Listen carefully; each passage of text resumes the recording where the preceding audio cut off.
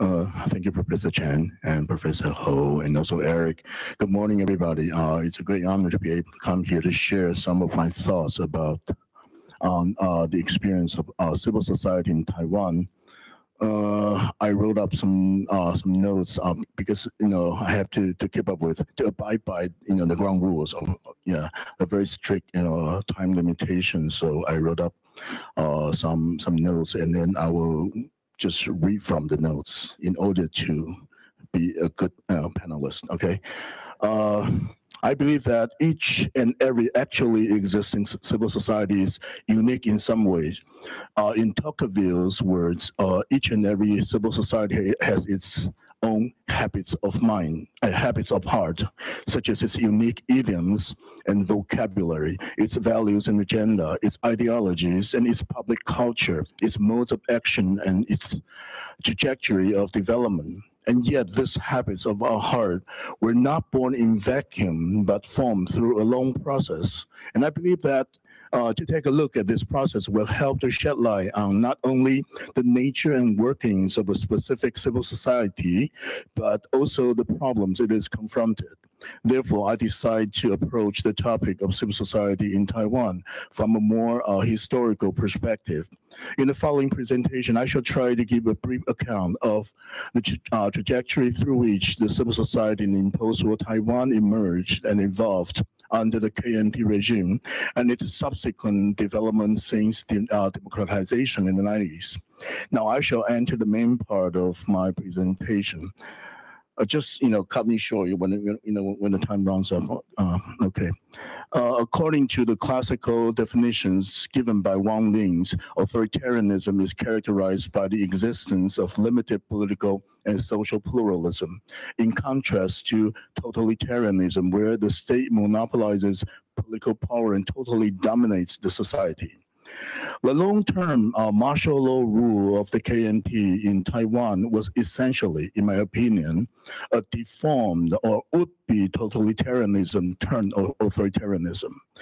After an overhaul of the party structure during 1950 and 52, usually we call it 党改革, 党改造, which centralized the party power under Chiang Kai-shek and subordinate the Taiwanese society to the party state. The KMT, once rife with factional struggles and captured by landed and financial interests on mainland China, began to take on some characteristics of a totalitarian regime.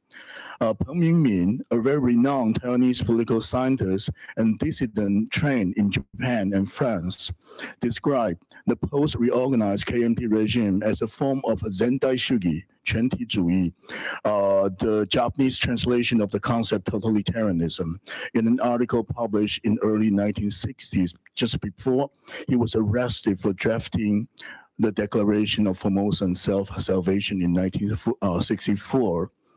Eventually, however, the KMT was unable to become a real totalitarian regime, even with its comprehensive overhaul, because it faced two fatal constraints in the new and hostile territory of Taiwan. First, the fact that the KMT came from without Taiwan, or its foreignness, and the lack of native social base, if you will, prevented it from effectively penetrating into and directly controlling the Taiwanese society. Instead, the regime was forced to rely on native collaborators to control the local society. In return, the KMT shared some power and resources, mostly on the local level, with these native collaborators and turned them into its junior partners. This clientelistic system has now been known as a party patronage system. The second constraint was that as a de facto protectorate of the US, the KMT was forced to hold regular elections and to adopt a capitalist economy, often reluctantly under the US pressure. The outcome was the formation of a capitalistic authoritarian clientelism, which tolerated first limited political pluralism, such as regular, albeit manipulated elections, the existence of semi-autonomous local political factions and some unorganized dissidents, and limited degree of media freedom. And secondly, the formation of a local private sector or market outside of a very dominant public sector. In other words, a civil society in the Hegelian sense, that is, the market that exists under this system. Nonetheless, the KMT exercised a very tight corporatist control in addition to the draconian martial law over the third sector, namely the sector commonly called by contemporary social theories as the civil society as opposed to state and the market. In Taiwan, the civil society in the sense of the third sector, separate from state and market, mainly emerged with or as a result of the democratic movement of the 1970s. Therefore, it may well be seen, if not as an outcome, at least as a part of the democratic and therefore political movement. However, in a way that reminds one of the solidarity movement of Poland and the Catholic Church in socialist Eastern Europe in the 80s, two social forces that played the role of pioneer in early 1970s that paved the way for the rise of democratic movement in mid-70s. First, the student movement that turned from a state-mobilized patriotic movement into autonomous opposition during the protect 保钓运动 protect 钓鱼台 movement in the early 1970s. This movement may well be regarded as a predecessor of contemporary civil society, that it was the first social force to voice the demand for political and social reforms, on fundamental political and social reforms under the KMT rule. Most importantly, the total re-election of parliaments and the redress of social injustice caused by a rapid capitalist development in Taiwan. Moreover, the students' voice gave rise to a powerful response from the political society, which led to the formation of the first viable opposition movement since the 1950s, that is the so-called 党外运动. This mobilized turn autonomous student movement was quickly put down by the KMT, of course, when it ran out of its political use and became too dangerous to Jiang Jingguo, the new dictator. And throughout the 70s, civic-minded students were largely co-opted into political movement and no longer existed as an autonomous social force. Another pioneer or predecessor of civil society was the Presbyterian Church in Taiwan, PCT, in 1971. On the eve of Taiwan's expulsion from the UN, the PCT proposed a stunningly bold declaration and suggestion for the state of nation that demanded Taiwan's national self-determination and total democratization. And yet, once the Dangwai movement came into being in the mid-70s, the PCT soon joined hands with the movement and became essentially part of the political opposition instead of remaining as an independent social force. The various social forces that constitute the core of contemporary Taiwanese society, civil society, such as environmental movement, women's rights movement, labor movement, indigenous rights movement, and student movement, to just name a few, did not emerge on the political scene until 1980s after the first wave of democratic movement, namely 党外运动, opened up a liberal space that allowed for a certain degree of organized autonomous social actions. This means that at their early stage, these social groups and their civic actions were relatively dependent, if not subordinate to, on the political movement.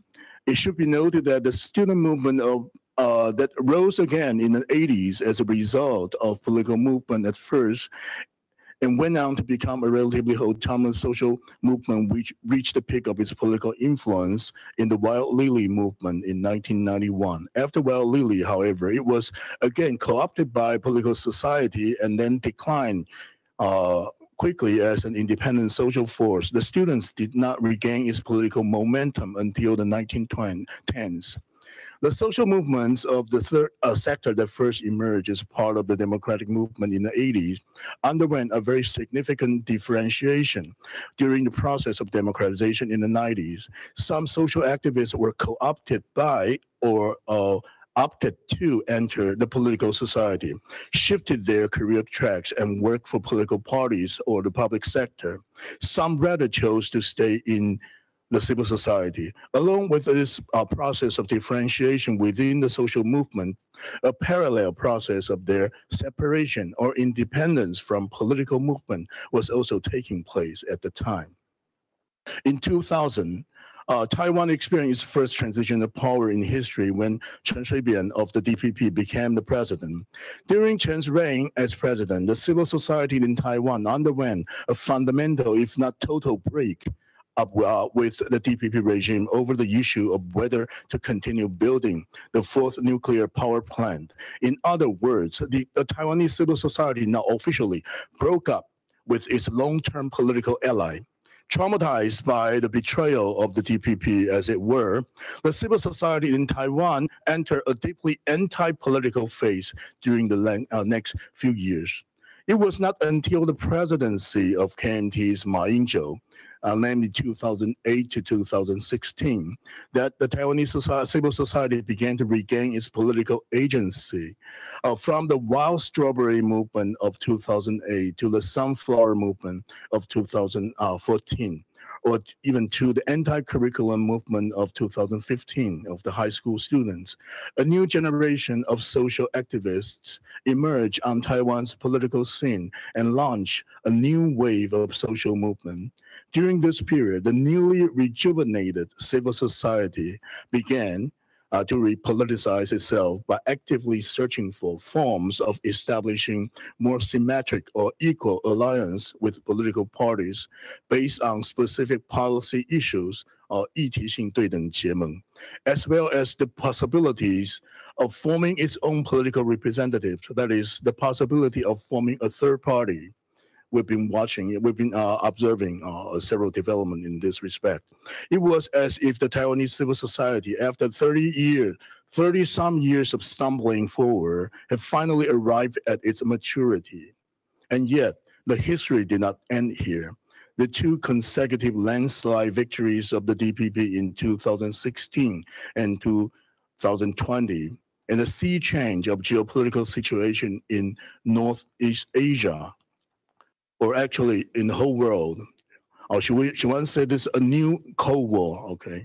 The coming of a new Cold War, including the historic anti-extradition bill movement in Hong Kong that took place during the same period of time, temporarily put a stop on the expansion of Taiwan's prospering civil society. On the one hand, the momentum generated by the civil society during the previous stage has again been absorbed by the political society. And on the other hand, the structure of binary opposition of the new Cold War turned or sort of froze the China versus Taiwan opposition into the most salient political cleavage in Taiwan, in spite of the unmistakable trend of the consolidation of a Taiwanese national identity among most Taiwanese people, which in turn impeded the development of a strong third party. Okay, I think, I'm punctual on time, right? Okay, in conclusion, it should be more than clear now that if there is an authoritarian regime that seeks to confront and even to crush the civil society of Taiwan, it is not a Taiwanese regime, not even the KMT regime, if KMT regain its power. It is China across the Taiwan Straits.